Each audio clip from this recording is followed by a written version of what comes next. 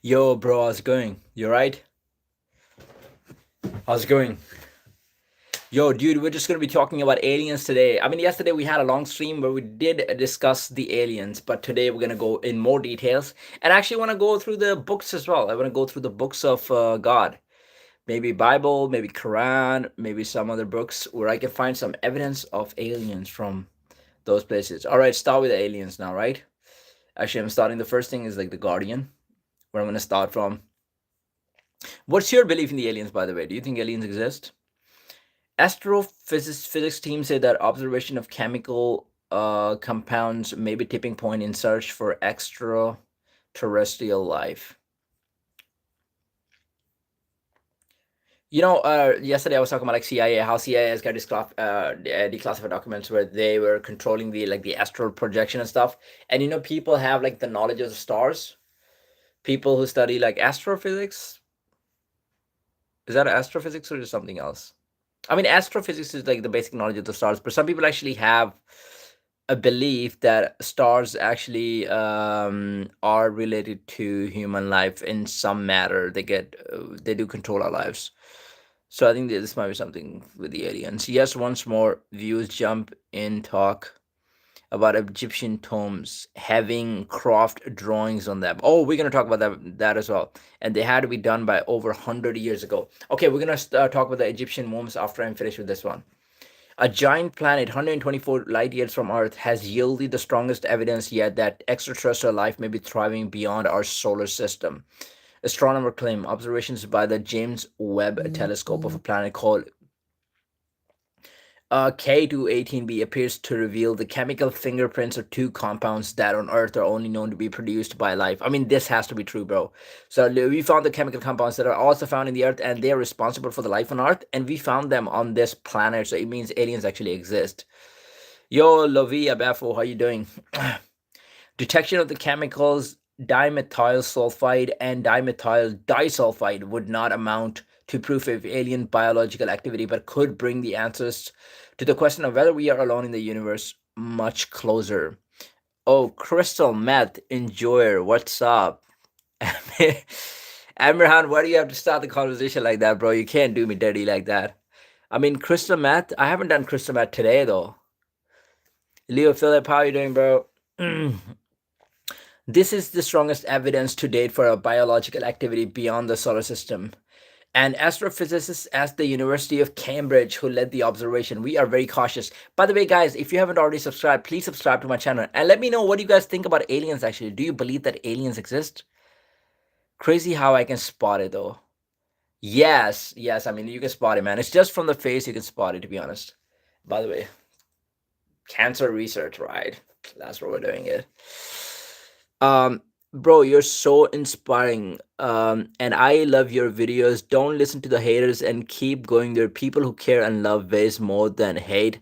So keep going. Love your videos. Victor Brand. Thanks, Victor Brand. I appreciate the love, man. Thanks for that. Hannah Parsons, I thought you were BB no money. What the fuck? Double B no money? Yeah, I mean no money part I probably agree with. Big booty no money, is that what you're saying? Emerhant has just kidding, bro. We met before. I am from the future. I have exactly 124 seconds left. A little less because I'm typing this. You need to call your cousin. She needs you. You need to call your cousin. She needs you. I don't know which cousin are you talking about.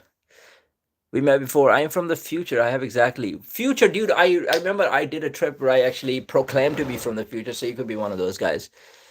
Bingku, this is not Baby Nose. This is not Baby Nose. And Hannah, yeah, Baby, no money. He's a singer, by the way. Oh, Baby, I don't listen to Baby, to be honest. I'm not gonna lie. Maybe I've listened to like one or two of the songs, but he's not the rapper that I would actually put on and start listening to. Wait, you're talking about Little Baby, right? Or is it Baby? singer.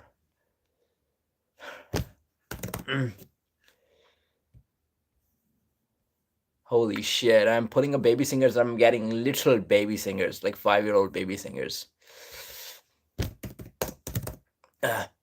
You're talking about Little Baby, right? That's what I'm talking about. No one listens to him. His songs are probably is not that good actually. By the way, guys, I've got some songs on YouTube as well. They're probably shit. I am the toilet rapper. If you guys go to my channel and you go to the toilet playlist, I do have some songs, and I have a toilet singer playlist as well. Just check it out, please. I produce all my songs in the toilet, so there's no sound effects. There's nothing like that. Everything is real. Where are you from? I am from Pakistan, but I'm living in UK at the moment.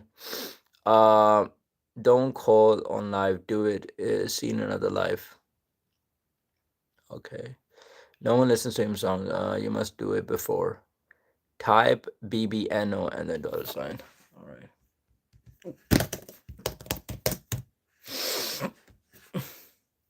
Oh yeah, I got it. All right, I'm gonna check it out. There's a midget and there's a normal sized guy. I will check it out. If I actually play the song on my YouTube live, actually they might actually censor my YouTube live. That's the thing. I like this music. I'm actually gonna save this music. Actually, because you've typed in the live, I mean, it should be saved on my live anyway. I should be able to pull it up. 2468. Who do you appreciate? That BBNO. He's always up to something. BBNO, get money. I'm that paradox. All right, I don't know. I'll check it out later on. Okay, by the way, what is your view? What is your view on the aliens, by the way, guys? It might be a setup. I don't know, dude. It's not a setup. It's actually a song. Okay, what do you guys think about the aliens? So I was actually looking at the alien evidence. My personal belief is that aliens do exist. I believe that. And I also believe that they've actually been to this planet before. I mean, there's also a theory that we could actually be aliens, because just the fact that we are actually different from every other animal, and all of the other animals have not been able to evolve in such a manner where they could develop things where they could actually do the future planning and all of this stuff, and we as human beings have only been the ones who actually been able to do it, and we've been unbeaten throughout the timeline of the human beings and all the animals, right? We've been able to do that. So one of the I think this is kind of like one of the evidence. So this points to the fact that we could actually be from a different planet, where the consciousness, where your brain power was higher. Let's go. We are very cautious. We have to question ourselves both on whether the signal is real and what it means. Okay, now I'm gonna pull up what Fike was actually asking me. Fike, you were asking me something in the beginning, right? About the aliens in the Egyptian tombs, right? Egyptian tombs. We're gonna talk about that.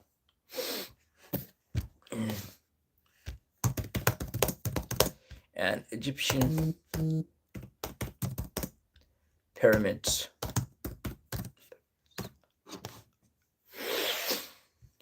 Okay, so we're gonna read the theory. Daniel Garcia. Daniel Garcia sounds like a boxer name. Do you wear 100% cotton zip hoodies with a hood? I don't know, dude. I don't know. 100% cotton zip hoodies with a hood. I mean, I do wear zip hoodies with a hood. I'm not sure if they're cotton or not. I don't think so. While the ideas of aliens building the Egyptian pyramids is popular science fiction trope and conspiracy theory, there's no archaeological evidence to support it. Extensive historical records, ancient papyri, and the discovery of the builders. Our tombs confirm they were constructed by ancient Egyptians. No, we still don't have the technology where we can actually build the tombs like this and the pyramids like this. Look in your wardrobe. I might have some, bro. I might have some. So you might be correct over here. Is that like a bad thing? Are you taking like a jab at me right now? Why the ancient aliens theory exist? Or do you do business? Or do you like sell cotton hoodies? The theory stems from a belief that ancient humans lacked the technological sophistication to move 2.5-ton stones and align structures with extreme astronomical precision. I mean, that kind of doesn't make any sense, right? Like, how are you able to move 2.5-ton stones? And by the way, the height of the pyramids, they literally had to take those things. Now I know scientifically they try to prove a point by saying that we did have the machinery back in the days where we were able to transport that much stuff. Like the stones were like 2.5 tons heavy, right? Obviously, no human being is going to be able to lift it and then walk up the building. That's not going to be possible. But it just kind of doesn't make any sense to me. I don't think so. Why haven't we built it now? Like, why don't we build pyramids anymore? We don't do it anymore. Do we not have the technology right now? Exactly, we don't actually. The logistics of transporting millions of stone blocks across hundreds of miles seem impossible to come without modern machinery. Also, proponents point to the Great Pyramid's alignment with the Orion's belt and its near perfect cardinal orientation. So, by the way, if you look at the pyramids, right, their stones are so closely attached, placed on top of each other that you cannot even put like a bank card, like a credit card inside them. That's how accurate they are. And even the coordinates of like the pyramids, the dimensions of the pyramids, they all point towards something. Books like Eric Von Dänik's Carriers of the Gods and TV shows like History Channel's Ancient Aliens have mainstreamed these ideas. Um, Egyptologists have found clear proof of pyramids' human origins. Worker villages and tombs. Excavations have revealed the living quarters and the cemeteries of the thousands of laborers who built the Giza plateau. Okay, so here's the thing, right? The former belief was that pyramids were actually built on the tombs, right? So there were graves, and the pyramids were actually built on that, and those were like famous people. But the new belief is actually maybe they're hiding something underneath the pyramids because we have recently found out through the advanced technology that we have that there are power plants down there. They've been able to what's the word for that? They've been able to feel the energy. They've been able to observe the energy coming from the power plants down there. And the one of the things is that Egyptian governments hasn't even allowed the scientists to actually access that area, which means there's some sort of things going on, generate some sort of energy, right? So that is what's going on right now. There's some sort of energy, and most probably it's going to be a power plant. Even Elon Musk actually believes that's a power plant. And the thing is, we have not actually been given any access by the Egyptian government, so that makes it even more suspicious. There's something going on that even the government is actually aware of, or maybe the government's hiding something, or maybe they're scared or something. Corbin, what's up? In Zionist Epstein, Israel.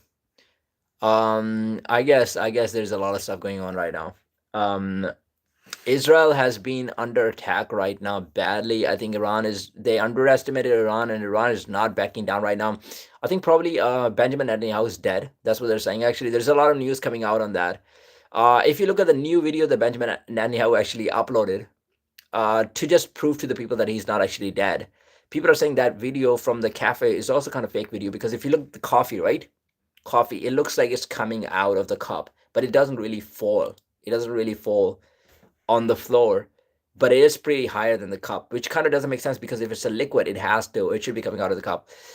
And then, yeah, there's I watched a video on that, and there's like a few facts that he's pointing to, which makes you think that the video is kind of AI. So he might actually be dead. He might, but we know that a lot of generals of Israel are actually dead. Ben Gavir is actually dead. There's a couple of the Mossad agent, top Mossad agent is actually dead. The theories occasionally resurfaces in the news, such as when Elon Musk jokingly tweeted that aliens built the pyramids, prompting to an official investigation from Egypt to visit the archaeological sites and see the proof of human construction for himself. Okay, we have read this from the pyramid theory point of view, like the pyramids and the aliens. Now, there's a theory about the giants as well. Did giants build pyramids? Did giants build pyramids? By the way, do you guys know that a CIA might actually be getting Tucker now?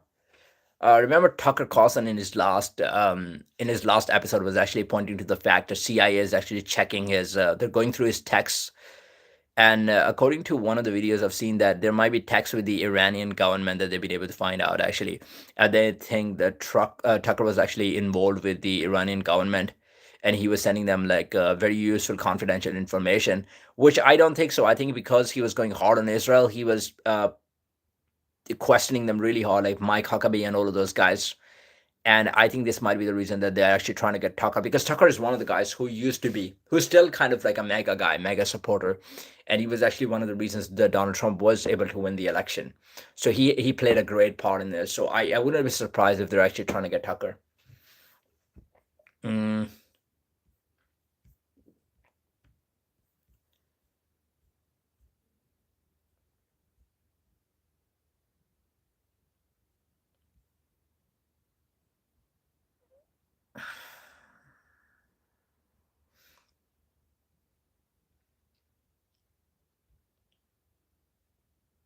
Okay, excavations have uncovered the workers' villages and cemeteries near the Giza Plateau. These sites contain the remains of ordinary humans, many showing physical signs of heavy labor, such as healed fractures and spinal stress, but all within normal human height ranges. Mm. Mm. Okay, so there are human cemeteries near the pyramids, actually. And those humans have like fractures and stuff, so it could, but they have normal height, so they're not giants. Known technologies, evidence of ramp systems, copper tools, and wooden sleds confirm that the Egyptians used clever mechanical principles like levers and lubrication to move massive stones. Pseudo archaeology claims that giant skeletons often rely on doctored images or misidentified remains. Biologically extreme heights in humans typically leads to skeletal issues that would make intense manual labor like building a pyramid nearly impossible. Okay, I'm actually gonna look at the evidence of aliens from the holy books. Aliens.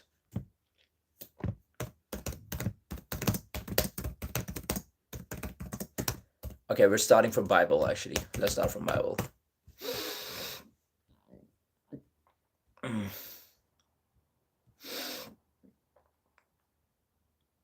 Okay, while the Bible does not explicitly mention aliens from other planets, several passages are frequently cited by researchers and ancient astronaut theorists as potential evidence of extraterrestrial encounters. These interpretations typically reread supernatural events through a technological lens. Um, okay, Ezekiel's vision. Okay, I don't know how many people are Christians over here or how many people follow different religions, but they have actually read the Bible. The prophet Ezekiel describes a windstorm, wind flashing lightning, and four living creatures, accompanied by a wheel within a wheel. So, a wheel within a wheel that could move in any direction without turning. Theorists like Joseph Blumrich argue this describes a physical spacecraft. By the way, I'm not gonna lie, bro. What was the Tic Tac incident? Tic Tac was like a wheel, right? And I don't know if it was like a wheel inside a wheel, but it was moving in a different sort of direction. So like the Bible is saying that could move in any direction without turning, and people could not actually identify the phenomena of the tic tac. They couldn't understand how it was moving like this, because anything that we have on this planet doesn't move like this.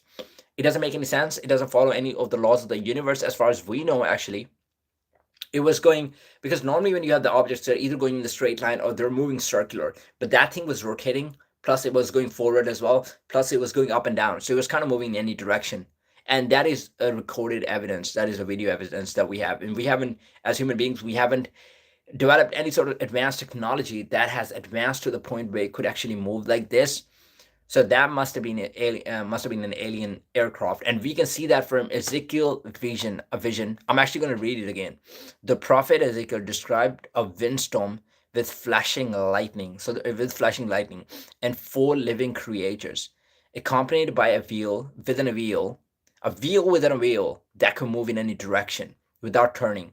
Theorists like Joseph Blumrich argued this describes a physical aircraft. So that's kind of crazy, right? And now the second one. So now we've established the fact that even through Bible, there are stories that actually lead to believing in the aliens.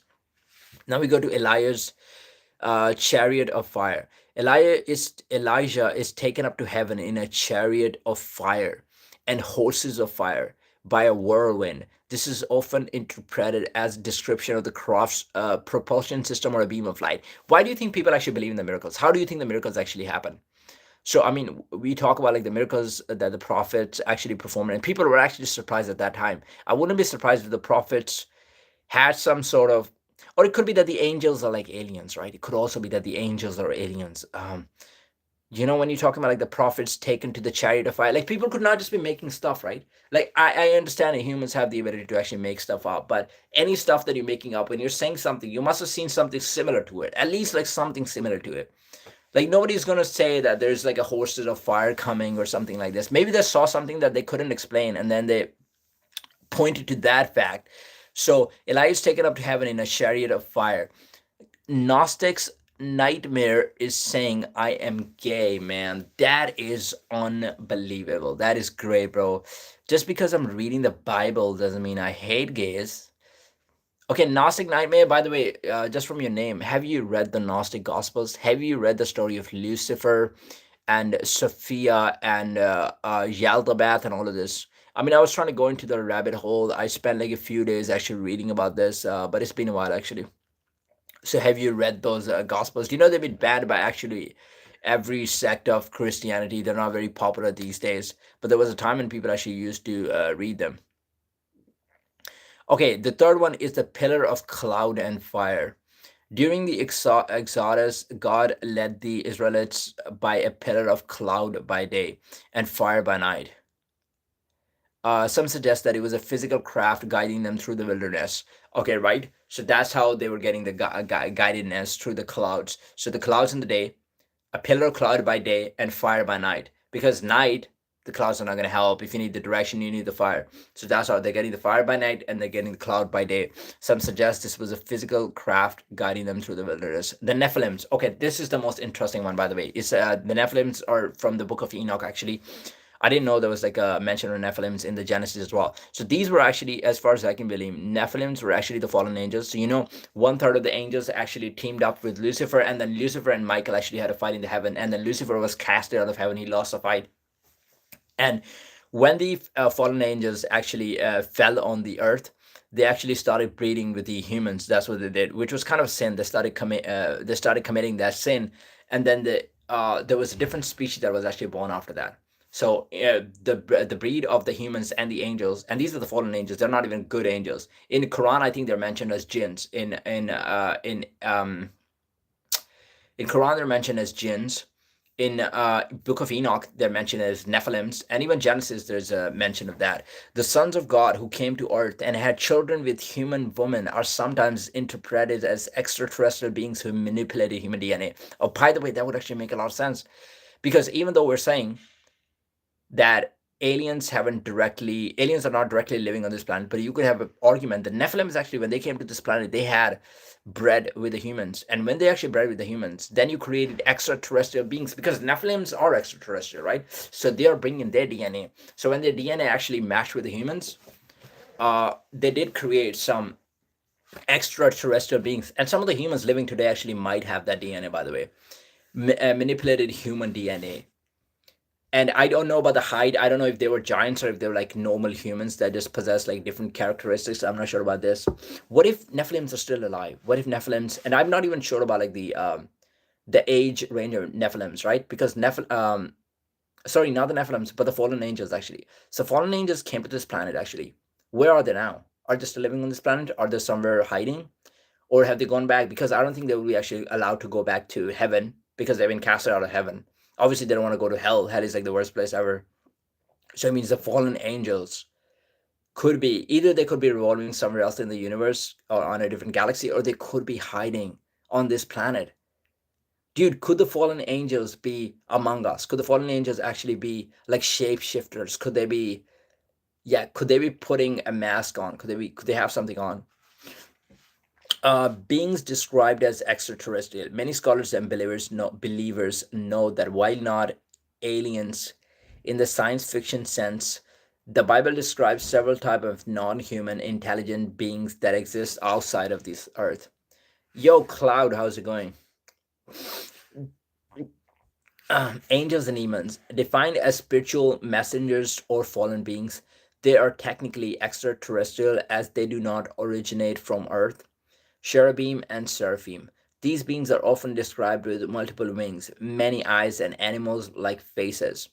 Oh, I know, because angels have like different ranges, right? So you have angels, you have the demons, you have cherubim and seraphim. Cherubim and seraphim are like pretty high level in the ranks.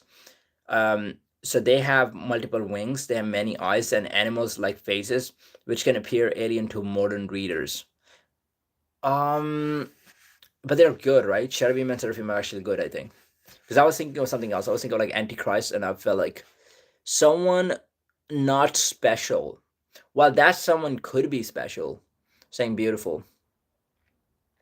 Well, someone not special. If you are a woman and you're saying beautiful, thank you very much. But if you're a man, I'm kind of good here. Um, Traditional biblical scholarships and many Christian theologians offer different views on these passages. Symbolic language. Passages like Ezekiel's vision are seen as apocalyptic literature, using vivid symbolic imagery to describe the glory and omnipresence of God rather than physical machinery. Spiritual versus biological. Many theologians distinguish between heavenly spiritual life and earthly biological life, arguing the Bible focuses exclusively on God's relationship with humanity of Earth. The demon hypothesis. Yeah, I've been interested in that. The demon hypothesis. Some argue that modern UFO sightings and alien encounters are actually demonic deceptions or lying signs and wonders meant to mislead. I don't know about that. That could be true. That's just a hypothesis.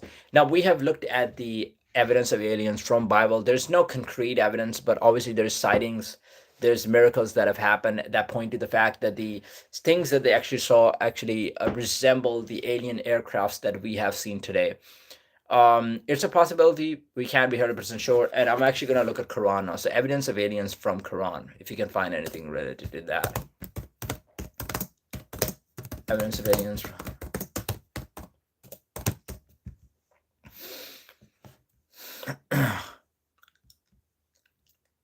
No, man, what am I actually doing?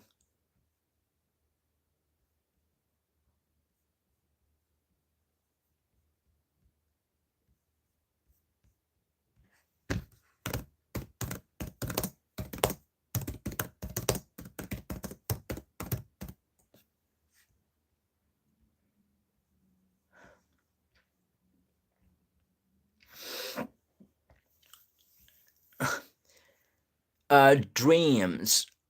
Nightmare. I am following you. Nightmare. Nightmare. I don't know what that actually who Nightmare is. But yeah, if you're talking to me, like you're following me, thank you, bro.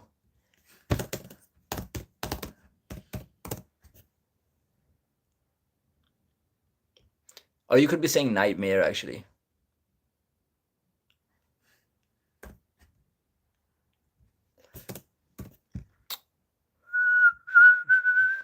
All right, guys, we're gonna look at the evidence of aliens from Quran actually. Okay, while the Quran does not explicitly use the modern term aliens, several verses are frequently cited by the scholars and interpreters as potential evidence for extraterrestrial life. These interpretations suggest that Allah's creation is not limited to Earth and includes physical intelligent beings scattered across the cosmos. Okay, the following verse is often highlighted in discussion about extraterrestrial life.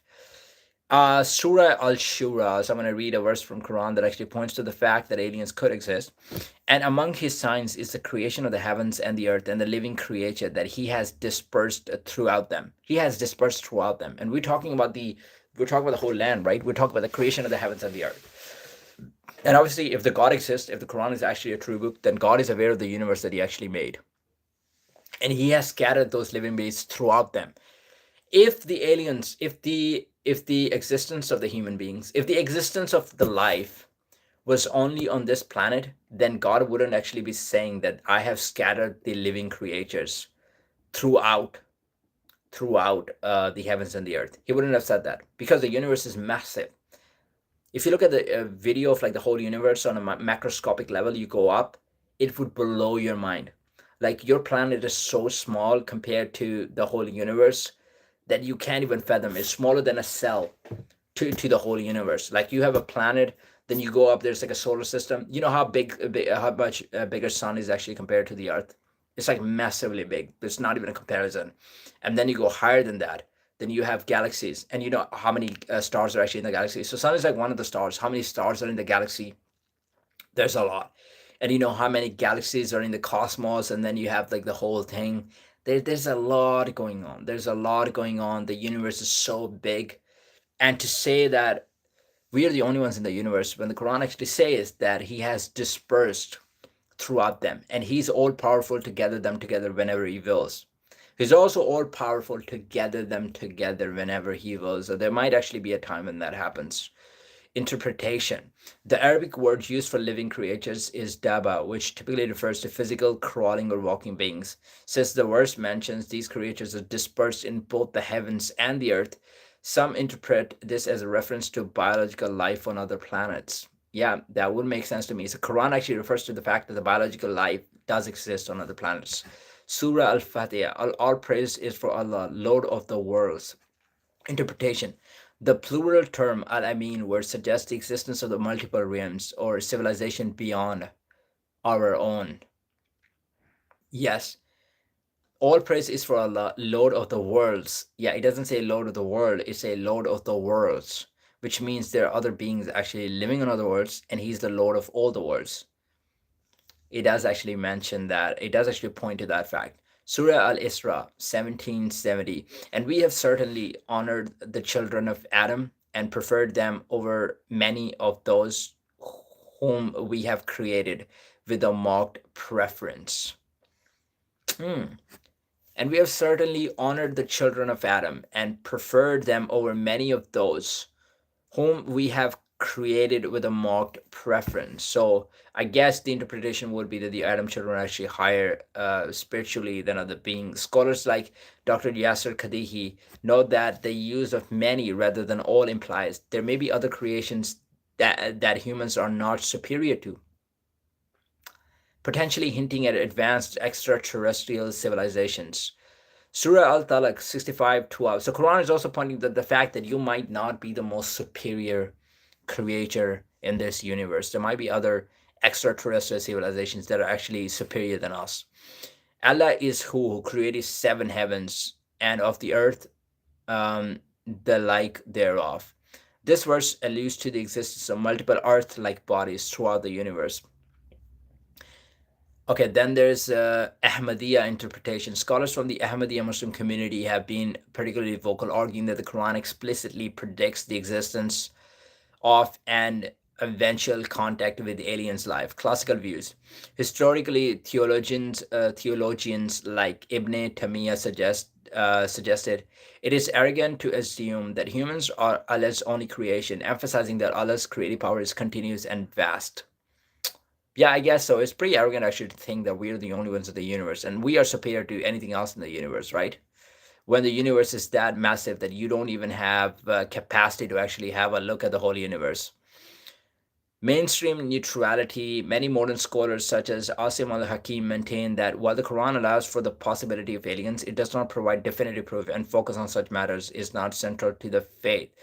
Okay, there's no definite proof, there's no definitive proof, but it also says that the existence of the aliens is actually open to us. So if we do encounter any, if we have any encounters where we do think that it's an alien, or there's like a spacecraft or something like this, there's an aircraft, or there's like a flying object that doesn't make any sense to us, then we could actually go to the conclusion that it is an alien after doing some sort of investigation, obviously.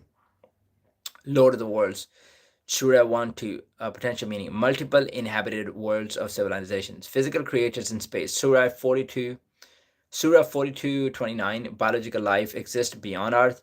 Future meeting, Surah 42:29, potential for first contact with extraterrestrials, unknown creations. Surah 16:8, Allah creates human beings, things humans have no knowledge of. Allah creates, Allah creates things humans have no knowledge of. So that actually tells you that there are beings other than the human beings. There are beings that we have no knowledge of actually, and that's why it says that. While these verses provide a theological framework that easily accommodates the discovery of alien life, most scholars emphasize that the Quran is a book of guidance for humanity rather than a scientific textbook. Quick questions if you have time. All right. Okay, so we have established the fact that the Bible and both Bible and Quran are actually open to aliens' life. There's no restriction. They haven't put like a stamp on the aliens. Aliens can actually come. We can encounter. Okay, any other questions do you guys have? Let me check what is happening with Tucker Carlson.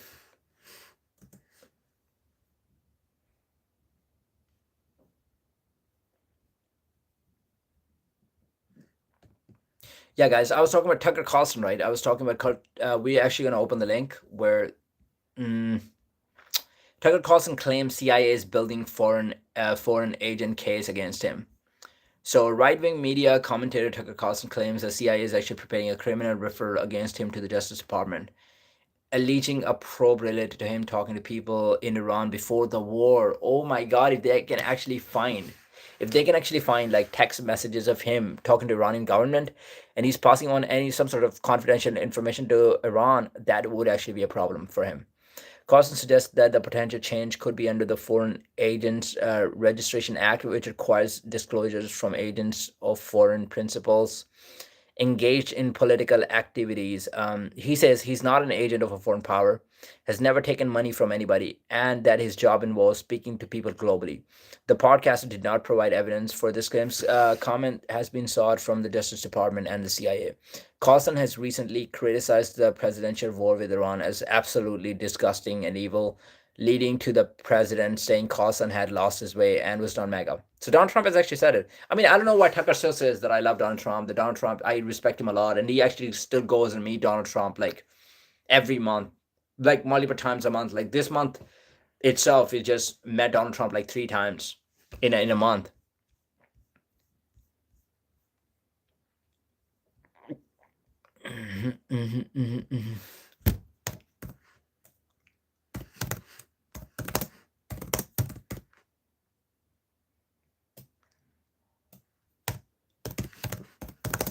There's one alien event that I'm trying to remember. Actually, I think there's something that happened in Zimbabwe during the late 90s. Evidence of alien in Zimbabwe. Zimbabwe. If I can remember correctly. If I can remember correctly, there was something that happened in Zimbabwe. Yeah, that was 1994. I'm actually able to find it now. The primary evidence regarding a supposed alien encounter in Zimbabwe stems from the Ariel school incident in Ruwa on September 16, 1994, where 62 school children, guys, listen to this one. This is so interesting, actually. It's mind boggling. We're talking about 62 school children aged between 6 and 12 claimed to witness a UFO landing and creatures emerging from it. This incident is considered one of the most significant mass sightings UFO events in history. Dude, that's a mass sighting. There's not one kid saying, "Mom, look, that's an alien. Look, teacher, that's an alien." That's not that. They had a UFO sighting. They had a UFO sighting, and we're talking about 62 kids. And every single kid is pointing to the same fact. They have the same thing coming out of their mouth. 6 and 12 years old, by the way. Do you think 6 and 12 years old are actually going to lie? They don't have a propaganda. If it was like 20 years old, 30 years old, they might have a propaganda. They would be paid by the government or something. They have a dog in the fight. Kids don't have a dog in the fight. The sighting during a morning break, people is reported seeing a silver craft descend and land on a field near the school playground, followed by one or more creatures walking on the grass. So it's not even just like it was an aircraft that they actually saw it that they actually saw. It was followed by one or more creatures walking on the grass. This is insane. There was something coming out of the aircraft. Witness testimony. The children provided consistent testimony. It's describing small humanoid beings with big eyes, dressed in black. Some describe them as having pale or plasticky looking skin. I mean, this cannot be fake, dude. The only way this can actually be fake if there's somebody was putting a prank in 1994. So somebody actually pulled a prank with the kids, Zimbabwe kids, with an aircraft, with a massive aircraft that they've never seen before, actually. I'm sure if the kids are like 6 to 12 years old, they must have seen the airplanes. Obviously, they're reading, right? They must have seen pictures of airplanes or helicopters or something like this. So this has to be something completely different that they've never seen before. Why would you pull a prank on the kids in Zimbabwe? Why would you even do that? So you're saying maybe it was like a Russian aircraft, Russia built something, or like USA built something, but then they went to Zimbabwe just to pull up this stunt. Kind of doesn't make any sense, right? Um, some describe them as having pale or plasticky looking skin, and they had a plasticky looking skin. What are you talking about? Telepathic message. Several children claim that the creatures conveyed silent telepathic messages with urgent environmental themes about the destruction of the planet. Holy shit! Like if somebody's pulling a trick on little kids, they wouldn't be sending telepathic messages because they haven't gone that advanced. That's not possible. Expert interviews. Dr. John Mack, a Harvard University psychiatry professor, visited the school shortly after the incident to interview the children. He concluded that they were not lying and were genuinely affected by a profound experience. That is the expert. That is John Mack, a Harvard University physician, professor. He actually talks to the kids. You think that he couldn't find out that the kids were lying or not? I mean, I can tell by looking at the kid if the kid is lying or not. And this guy is actually a Harvard University psychiatry professor. He's done his research his whole life. And you think he couldn't tell if a 6-year-old was lying? This is insane. Drawings. The children drew pictures of the craft and the beings, which were consistent across many of the accounts. That is insane. So those children actually, we're talking about 62 children, right? He asked every single one of the children, of those 62 children, to actually draw the accounts of what they saw. And every single children, they had a lot of consistencies. They were drawing exactly the same thing. This is insane. If the children were actually making up something, they would be drawing different things. If you're saying that children were having the hallucinations, by the way, first of all, how were 62 children having the hallucinations at the same time? 62 children cannot be having hallucinations at the same time. So it means they must have seen something. And if they have seen something, then how have they all seen something at the same time? It means it has to be something real. The children drew pictures of the craft and the beings, which were consistent across many of the accounts.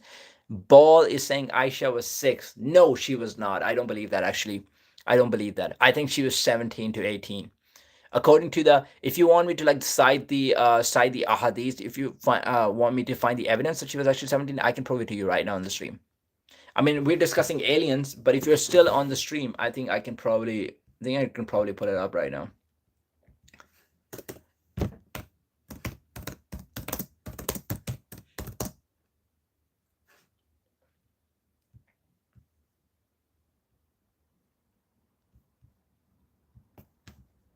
Okay, by the way, she could also be 19. Okay, evidence suggesting that Aisha was roughly 18 or 19 years old at the time of her marriage consummation is primarily based on comparative historical timelines and the biographical records of her family members. Okay, the most common argument for this age range centers on her elder sister, Asma bint Abu Bakr. So Aisha was the Ahadith lie then. Dude, were you here like 1400 years ago? The only reason why we actually believe that Aisha was actually a person and that Aisha was actually she was actually the wife of the Holy Prophet, that they actually got married, was through the Hadith, right? So if you're saying Hadith lie, then there shouldn't be any encounter of Aisha. We shouldn't even be having this debate then, right? Then you're saying that Aisha was 6, then maybe that Hadith is lying then. Death of Asma. So Asma was the older sister of Aisha. Dude, Muslim scholars would say that she was 18. I don't know which scholars you've been talking to be honest. There's some scholars that actually believe that she was 6. To be honest, I don't agree with those scholars. Here's the thing, right? So you cannot paint every single Muslim with that brush. You cannot say that all the Muslims would say it. And by the way, it's all about the lesson that you're taking, right? And I think she was 6. Stop clowning yourself. Dude, no, she wasn't. I'm reading Hadith in front of you. Why are you telling me that? Why are you telling me that, by the way? What lesson do you want me to take, by the way? Do you think it matters whether she was? What actually matters? What actually matters? What lesson do you actually take? So it depends. What interpretation do you want to take? It depends on the kind of person that you are. If you want to take 6 as the interpretation and you want to keep the same law, and you're going to be like, okay, I'm going to be okay with actually marrying a 6-year-old, then it's on you. If you take the interpretation as 19 years old and then you say, okay, in a society where I want to live, I want to have people being at least like 17 to 18 years old before they actually get married. If you believe in Islam, you're no Muslim. Okay, yeah, I don't know what you're saying, bro. What do you even mean? What do you even mean? What are you trying to say? No, but not. neither of us was actually present 1400 years ago. Everything that we were reading in history, we're actually just basing it on the books, and that's where we're actually taking the evidence from. Everybody is doing their own interpretation. Can you definitively say anything that happened in the history? Can you definitively say anything? Like, give me like an account or something, historical event that you actually are 100% sure that it happened exactly in the same way.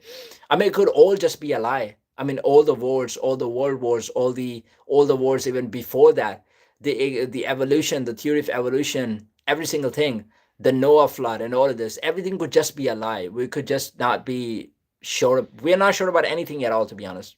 We're actually basing everything on the books that we're reading, and different scholars have written different books. Different religions have different books, and you just have to read those books and actually interpret it the way it actually makes sense to you, and it made sense to most of the people. So I don't know how we can be so definitive about the past events. I think this is kind of like hilarious to me. Okay, historical sources like Al-Bidia non Nihaya report that Osma died in 73 AH at the age of 100. So Aisha's older sister, she died at the age of 100. Age at Hijrah. This calculation places Asma at approximately 27 or 20 years old during the Prophet's migration to Medina.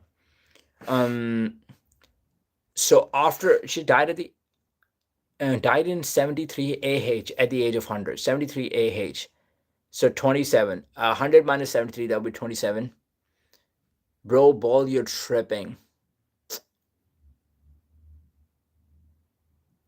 No, I'm not. I don't think so.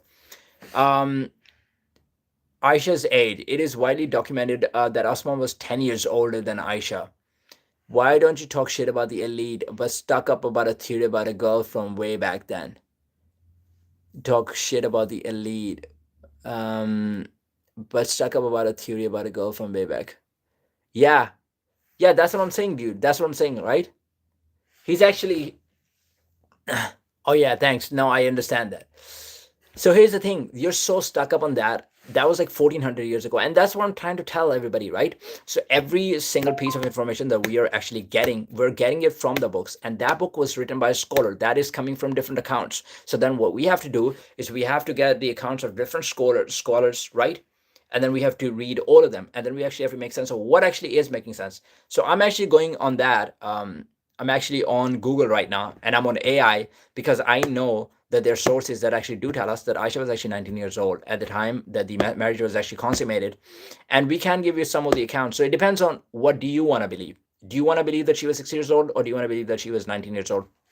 And by the way, that was 1400 years ago. Why don't we discuss what's happening today, right now?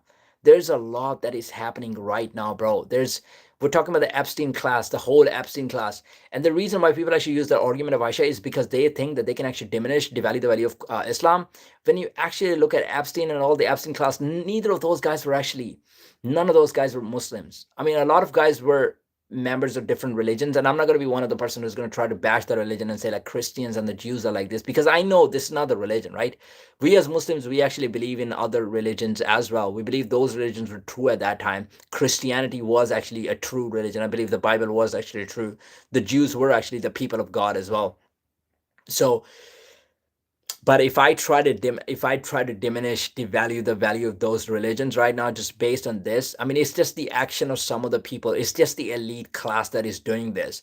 But you can see that there's people everywhere that are doing this stuff. There's child sacrifices going on. There's Satan worshiping. There's child trafficking. How much stuff is going on right now? Why don't we try and focus our energy on that? Because this is happening right now. We can actually stop it, right? And we have proper evidence of this. We have the Epstein files where we can actually see the names as well.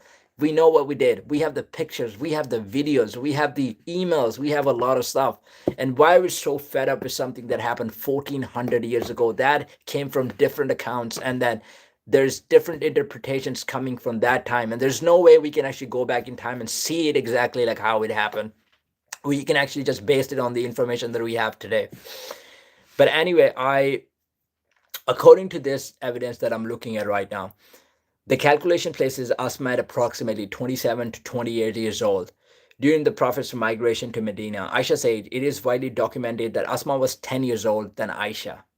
She was 10 years older than Aisha, okay? Since the marriage was consummated in 2 AH, Aisha would have been approximately 19 years old, according to that. She would have been 19 years old. Um, um, presence on the military campaigns, which is subject to age restriction. Battle of Uhud. Aisha is reported to have participated in the Battle of Uhud, trending to be wounded.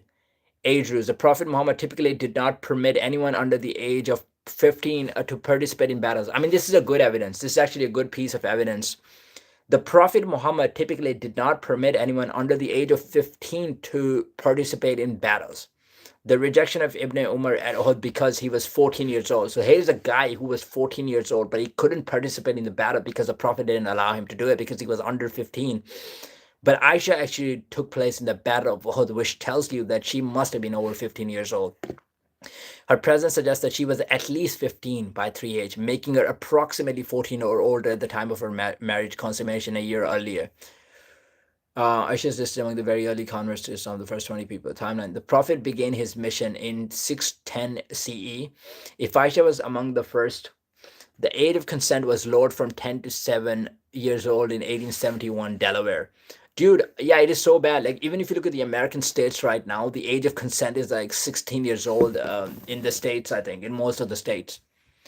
And if it was lowered from 10 to 7 years old in 1871 Delaware, that is kind of crazy, right? Because people in 1871 were actually not much different from the people today right now.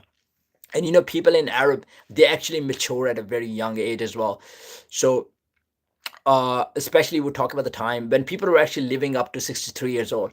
So the age in Arab at that time, when we're talking about like 1400 years ago, the average age span was like 63 years old. Today, the average age span is like 90 years old to like 100 years old. That's kind of like probably the average is like 80 to 90 years old, something like this. But during that time, the average age span was like 60 to 65 years old in that place. And according to people, they were maturing at a very young age. And here, the evidence that I'm looking at Aisha being 17 years old or 19 years old is actually quite solid evidence.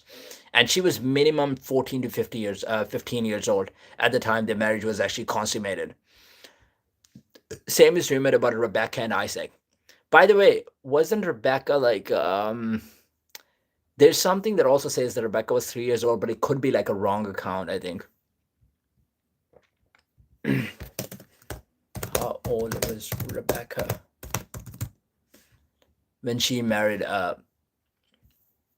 okay, so according to traditional Jewish community, Rebecca was 3 years old when she married 3 years old when she married Isaac. However, this is based on rabbinic tradition rather than a direct statement in the Bible. Other rabbinical commentators, such as Isaiah D. Trani, argue that she was 14 years old at the time. So we can just take it as like she was 14 years old at the time, right? That's what we can say. It's for Aisha Rebecca. History is his story, right?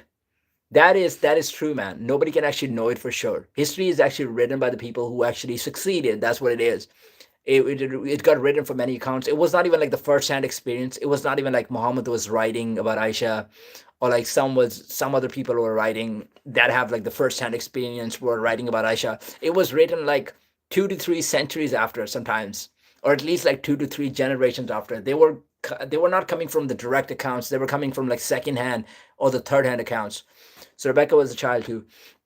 Here's the thing, guys. We can focus our energy on like what's happening right now on the Epstein, what happened on the Epstein Island, what happened at Zorro Ranch. There's elites right now that are like pedophiles, that are eating children, as well, cannibals. They've done like disgusting stuff, and we can focus our energy on that because we have a lot of investigation to be done on that stuff.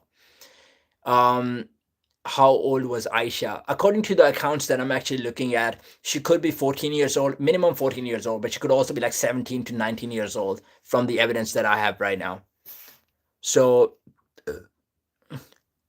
by the way, previous long time ago, they had different cultures. So if she was 17, 18 years ago, Hadith says she was 6.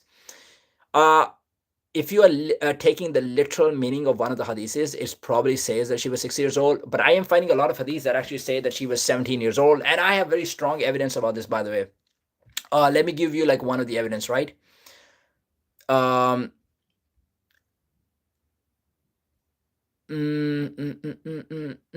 Okay, so there's that one, right? There's that one. The Battle of Uhud. The Battle of Uhud. Aisha is reported to have participated in the Battle of Uhud, trending to be wounded. So the Prophet Muhammad typically did not permit anyone under the age of 15 to participate in the battles. The rejection of Ibn Umar at Uhud because he was 14 years old. The Prophet at that time was not even letting a dude, to fight when he was like 14 years old, just because he was under the age of 15. So how was Aisha actually participating in the battle? How was he letting a woman actually participate in the battle when he couldn't let a dude actually participate in the battle? The reason being that she had to be over 15 years old. She had to be minimum 15 years old. And if she was even 15 years old, her presence suggests that she was at least 15 by 3AH, making her approximately 14 or older at the time of her marriage consummation a year earlier. I mean, kind of like a white geezer, don't you think? But I agree with you, Wolfpack. Do not forget Trumpstein. Yeah, that's the thing. Because this is the thing that we have a lot of evidence. This is the thing that we have files. This is the thing that we have photos on. This is the thing that we have videos, right? There's a lot of stuff on this one. These are the billionaires that are actually controlling the planet. And by the way, when Prophet actually married Aisha, nobody actually raised the issue that she was too young. Nobody actually raised the issue. If that was actually, if she was young, if she was actually young, you don't think Abu Bakr would have said something? Abu Bakr would have said, "Oh, Prophet, what are you doing? She's so young, you couldn't be doing this yet. Like that's not right. Like you're the Prophet. Why are you doing this? Why didn't any of the other why didn't any of the other Muslims or any of the other people around the whole culture raise any issues?" Six, dude, that's perception. That's like that's you're doing like the direct translation of one of the hadiths. But you know, there's not just one hadith. There's dozens of hadiths. So you have to read all of the hadiths, and then you have to do the interpretation based on actually all of the hadiths, all of the accounts. You have to read all of the accounts, and that actually makes sense of what actually makes the most sense. Out of all the things that never happened, Aisha being part of battle didn't happen the most.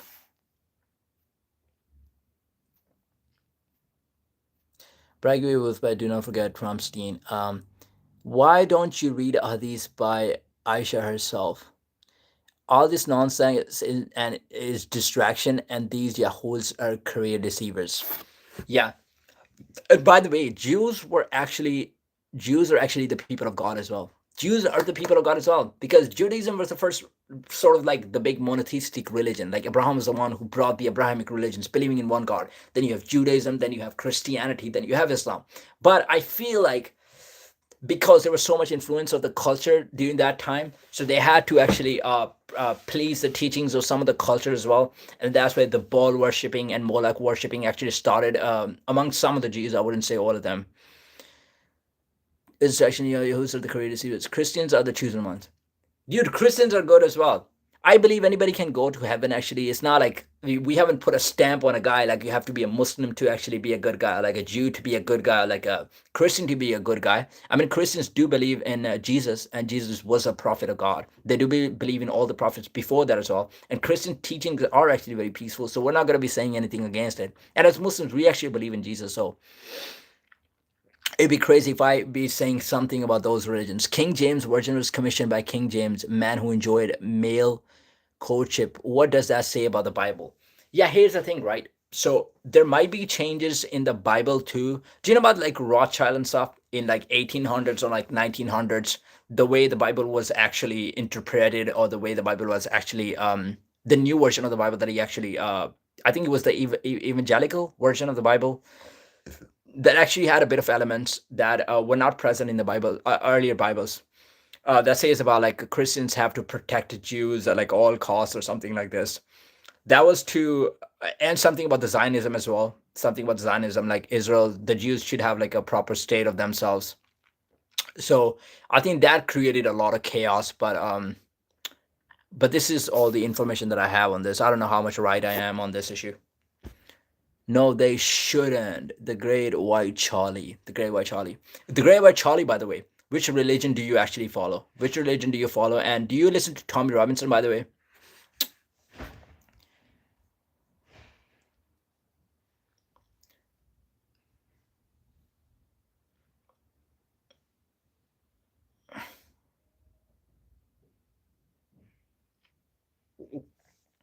I am a national socialist. Okay, here's the thing. Oh my god. Oh my god. I got it. Dude, you're a national, right?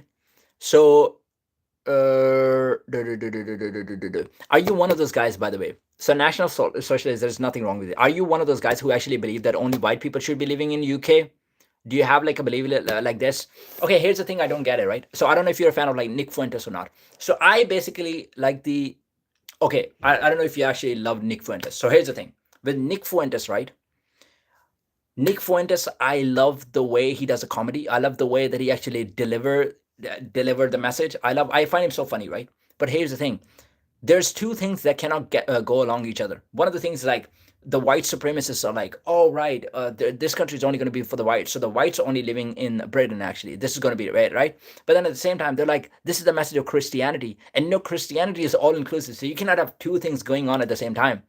So they'd be like, okay, it's for the white people, but we believe in Christianity at the same time. Do you can you actually make any sense? So you're not a Christian. Okay, at least you don't have the double standards like this. Chickens are coming home to roost. Dude, okay. Now, by the way, the Great White Charlie. This is kind of making sense, by the way. You make a little bit of sense. So if you want to believe that only the white people should be living at it, it needs to be consistent actually. Because then you cannot say that I'm a Christian and Christianity actually go along with this. So that is kind of fine. But at the same time, if you actually believe that it's only for the white people, how do you define white? So there was a point when okay, consistent. Okay, stay consistent. But how do you define white, by the way? How do you define white? Because white is not just like a single race. Do you consider Spanish as white? Do you consider Italian as white? Do you consider Viking as white? Do you consider like some of the other races as white? What is actually white? Because white is on sort of like a spectrum as well. All the Europeans as white. You oh no, I'm not coping, bro. But here's the thing, right? Because if you go back, that's actually a pretty recent thing. If you go like late 1800s, right? Spanish were not actually considered white. The Spanish and the Italians were not considered white. Trust me on that, dude. Even the people who actually invaded like USA, right? So French actually went to USA. Then you have Spanish going to USA. Then you had British actually going to USA. And when Spanish and the Italians were actually going to USA, they were not even considering them white. They were not considered white over there. So you're not English. English are cells, not National Socialists. Northern Italians are mixed breeds. Okay, so that's going to be a problem, right? So now, if you're saying Britain's only for the whites because the whites are the one who actually came to the planet first. So if you look at the history of Britain, right, you go back like 10,000 years ago to 14,000 years ago. I think it was people who were actually using the stones and stuff. They actually came to this planet, and then you had how many years ago were the Normans that actually came? Then you have people from Denmark actually came 40 years ago. That was 40K years ago. I mean, that's pretty long ago. Okay, well, let me check. I could be messing up the history. I mean, when I was cells are your ancestors, not politicians. History of England. Okay, we're gonna pull up the history of England because I don't want to be misquoting anything, right? Okay.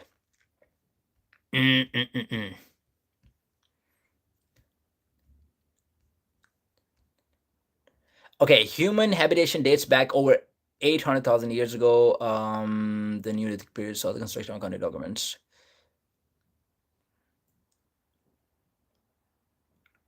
Okay, so you had Roman Britain 4380. So Romans were the first one to actually come here. So you're gonna say Romans should have the right over everything then, right? Because Romans were the first one to actually come. Maybe there were like tribes living before. While the Bronze and the Iron Ages introduced the Beaker culture and Celtic tribes. Yeah, Celtic tribes might be the first one. The Neolithic period saw the construction of iconic monuments like Stonehenge, 3000 BC, while the Bronze and the Iron Ages introduced the Beaker culture and Celtic tribes.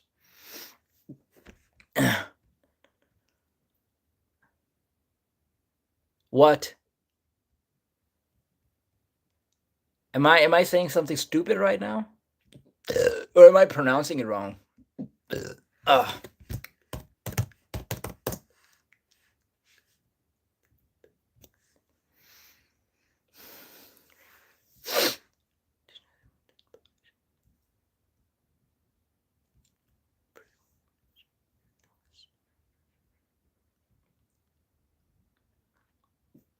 Okay, so This is our island. Find me one beaker in England. Bro, here's the thing, but they were the first one to actually come here, right? So the only reason you're saying that the, let's say the other ethnicities like the brown people and the black people should not be allowed, or let's say like the people from that continent, like from the South Asian continent, or the people from the African continent should not be allowed. The only reason you're saying that is because you're claiming that you are the first one to actually live here. But we're saying the beaker people were a late Neolithic and early Bronze Age population, 2800 to 1800 BC, so before Christ, uh, defined by distinctive bell-shaped pottery originating near the Tagus in Portugal. They spread rapidly across Europe, introducing networking, and by 2400 BC, largely replacing earlier populations in Britain with a new generic makeup. This is how long you have to go. No, that's what I'm saying. Like, what is the timeline? What timeline are you looking at? Because you're just looking at the timeline. You're like, okay, that's when the. So, what do you call yourself, by the way? What do you call yourself? Because if you're calling yourself white, right? Are you a Viking? Are you a Norman? Are you like which white are you? Which country did you originate from? If you look at your grandparents, right? Are you talking about the people who actually originated from like Scandinavian countries, let's say Denmark or Sweden, like those countries? Yeah, you're English. I can say the same thing. I'm English. I have the British nationality, so I can say I'm English as well, right? Because you are making it the argument. You're saying the only white people have the right over this, right? And I have a lot of white friends, by the way. I train with a lot of white people in the academy. But what are you basing that claim on? Yeah, I am a British citizen. I have the British nationality. You can never be English. What? Okay, I don't have any. I can never be English. What about my child? Would he be English? Okay, what about the second generation? What about the third generation? No, even they wouldn't be English. So in order to be English, you have to be white. How does that even prove the point? A dog born in a stable is not a horse. Okay, here's the thing. Here's the thing. Okay, you're saying that to be English, you have to be white. It means the first people in England were actually white. Is that what you're saying? That the people who were actually born in England, the people who actually originated from England. Do you know by the way the whole humanity actually originated from Africa, and everybody was probably like dark skinned, maybe not fully dark, and then they originated to different parts of the world, and then the skin color actually kind of changed as well. I don't know about the theory of the Neanderthals or not, because white people and brown people apparently do have a bit of like the Neanderthal DNA as well. So maybe they interbred, and then the Neanderthals and the humans, and then you had like skin color changing after that. I'm not sure about that one. A dog born in a stable is not a horse. Am I a dog or am I a horse in that case? If you are born in China to Indian parents, are you Chinese? You reap what you saw, babes. Let's go. I love this. Keep it going. Marshall, like out of Africa, they've been debunked. More cope. No, no, no. I'm not coping, because I'm saying you're gonna have to tell me about the timeline. Because answer, are you Chinese? Dude, am I living in China? Why would I say I'm Chinese? Actually, why would I say I'm Chinese? And by the way, here's the thing, right? Dude, Chinese and white are completely different things. What are we even talking about? Like, white is a race. White is a race. Chinese are the people who are actually living in China. So Chinese. So me as English, I think I can call. Do I call myself English? I'm not going to call myself English, because I actually was born in Pakistan and then I moved over here. So I am not English. But my son should be English. I think that would actually only make sense to me. If I live in India to English or am I Indian? No, you wouldn't be Indian. If you live in India, you would not be Indian, because you'll be the one moving to India. But your son would be Indian.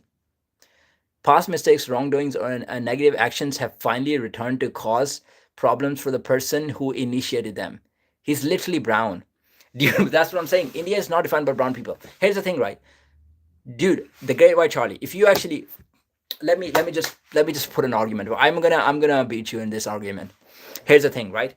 The Great White Charlie. If you actually become the president of the UK, let's say one day, right? And you're like, okay, we're in a war with India. Let's say you're in a war with India and you kind of invade India and you fully bombed India. You use nuclear weapons on India, and now you have British people actually going to India and they're building the colonies. And then there's only white people in India. There's only white people in India. There's no brown people in India because all of them are dead. And then after like 10,000 years, nobody even remembers. I mean, you would have that in the history books that there used to be like a brown people like 10,000 years ago, but everybody after 10,000 years would be white in India. Then would you not say that you're Indian? Then the generation that you have of white people living in India. Dude, you couldn't answer that question, right? 10K years, that's what I'm saying. That's what I'm saying. So now they're living there for 10,000 years, and it's only the white people living in India. Everybody, just because you're living in India doesn't mean that your skin color is going to change. Unless you're saying that white people will actually turn brown if they live in India for 10,000 years. If that's your argument, then I can understand. That's why Americans don't call themselves Native Americans. The Americans don't call themselves Native Americans. I mean, it's totally completely up to them.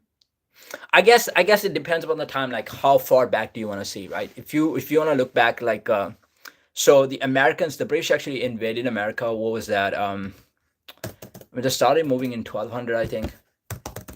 When did British start moving to USA?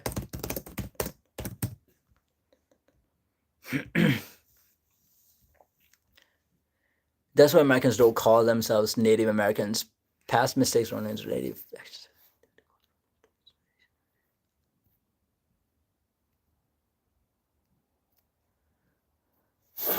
No, I'm not gonna be deported because I passed the life in the UK test. I got my nationality because I had to pass the test as well. Um.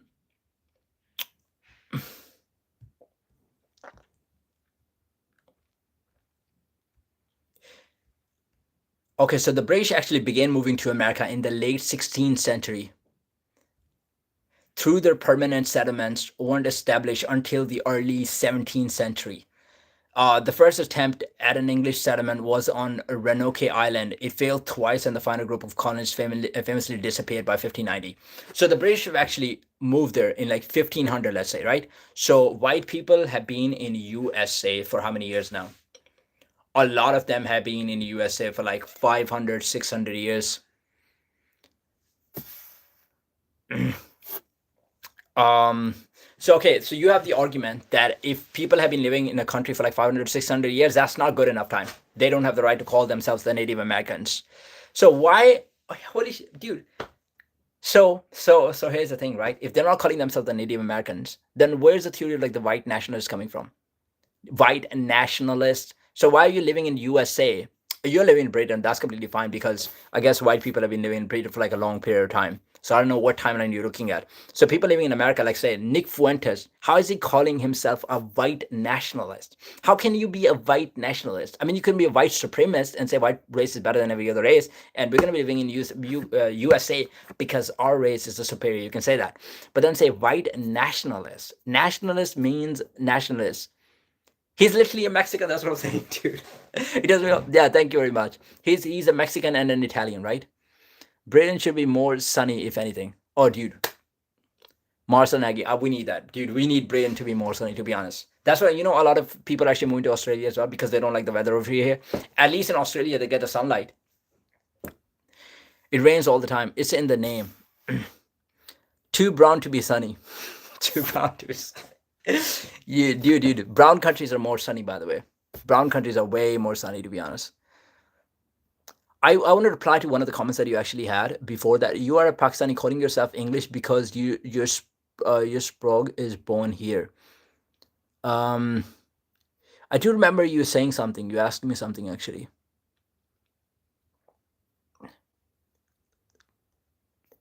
Oh, I can't find that comment actually. I can't find the comment now.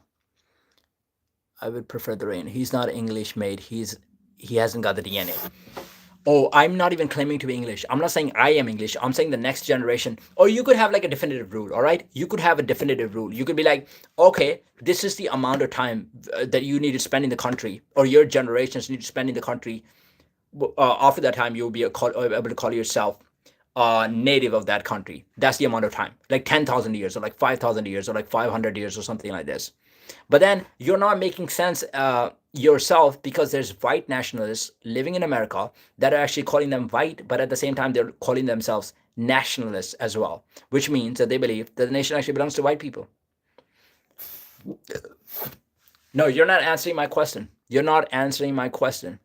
You're not answering my question because you're not consistent with your approach right now. I have to make that argument about the American people because Britain has like a long history of white people, so my argument would not even work over here. Okay, so what's the amount of what's the period of time that you need to live here? How many generations need to live here to be actually a national?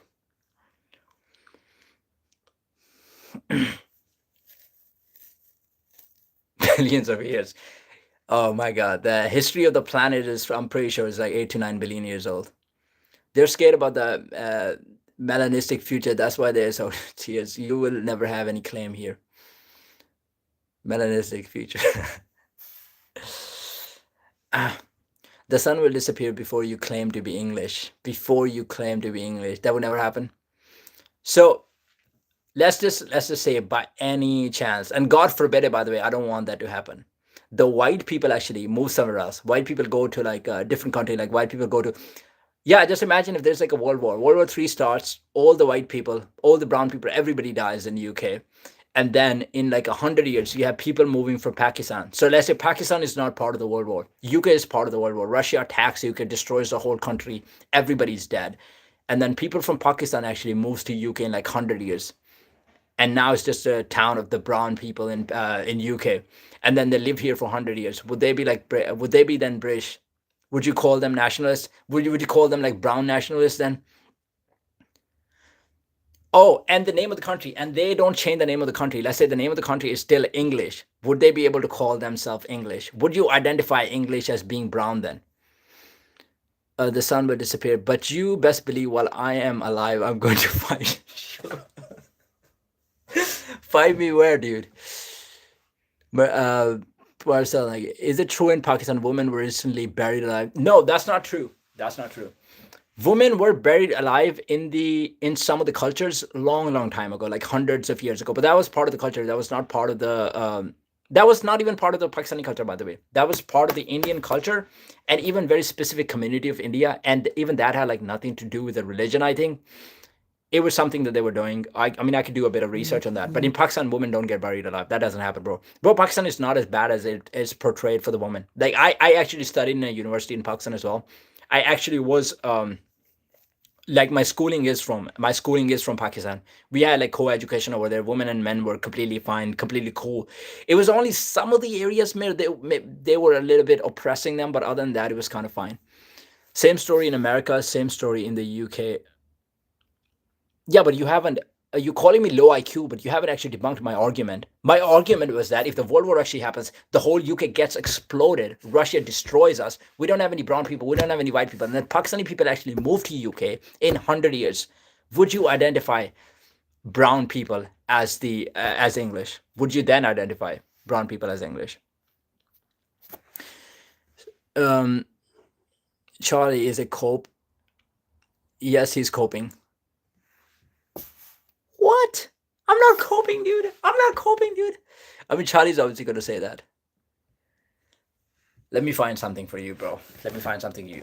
Do you really think that I come from a place where we were burying a woman? I literally have two sisters, bro. What are you talking about? Were women buried in Pakistan?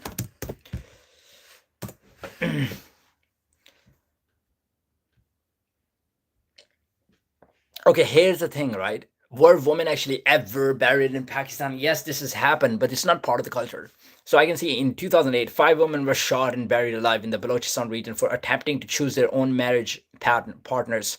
Such acts are sometimes defended by local tribal members as traditional practices, even though they're illegal under Pakistani law. Okay, so here's the thing. I'm not trying to justify this. I'm not trying to defend it. If some people are doing this bullshit behavior, if they're actually burying women in some of the places, like this local tribe in Balochistan that actually does it. That's a common practice. If women actually in 2008, yeah, that's the one. Five women were shot and buried alive in the Balochistan region for attempting to choose their own marriage. I mean, this is kind of cruel, bro. Choosing their own marriage, such acts are sometimes defended by local tribal members as traditional practices. This is not a common practice in Pakistan. I guess it's just like one town in Balochistan that is doing this bullshit. Femicide graves reports suggest that victims of such violence are sometimes buried in shallow pits without traditional funeral rites. I don't know where they actually got it from, to be honest. I don't know which culture they actually picked it from. Calling bullshit behavior is not right, is not the right term. Yeah, that is satanistic, to be honest. That is satanistic, to be honest. The shrine of Bibi Pak Daman in Lahore is famously believed to contain the graves of six ladies who were early followers of Islam. Yeah, that is bad. I don't know why the government is not taking any stance on this, while they're not taking any actions. Or they might have taken some actions. I'm not sure about this one.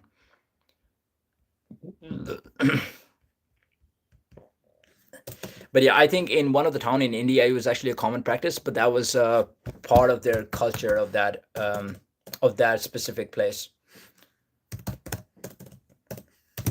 Was burying women in India a practice?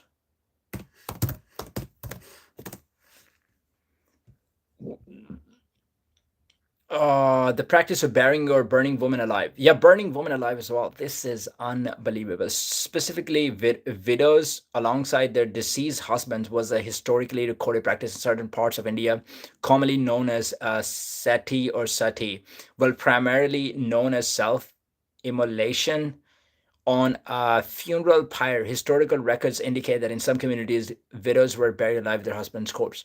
Bro, that is so disgusting, to be honest. Burying a widow with their husband, because just because your husband is dead and you should not be getting married to anyone, you should not be having a normal lifestyle, and you don't have your life doesn't have a point now because your husband is actually dead, and that's why we're gonna bury you alive. Either bury you alive or burn you alive. That is kind of disgusting and it's painful. Sati involved a widow dying with her husband either through Sahamara, dying together, or a pari, or Anumaran, dying later with a personal item of the deceased. This was sometimes performed by burying the widow in a pit alongside the husband's body.